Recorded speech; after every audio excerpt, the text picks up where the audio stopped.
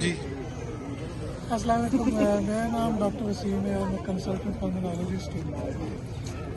नाज़रीन, COPD जिसको chronic obstructive pulmonary disease कहा जाता है, ये एक दायमी सांस की बीमारी है और इसकी मेन वजह सिगरेट स्मोकिंग है।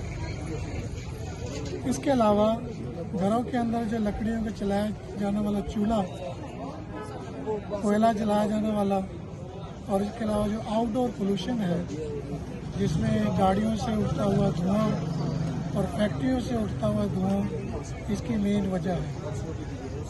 COPD की वजह से हर साल दुनिया में तकरीबन 30 लाख के करीब लोगों की डेथ हो जाती है और COPD पूरी दुनिया में third leading cause of death है। ये चूँकि इतना सिग्निफिकेंट नंबर है, इसी वजह से हर साल वर्ल्ड COPD डे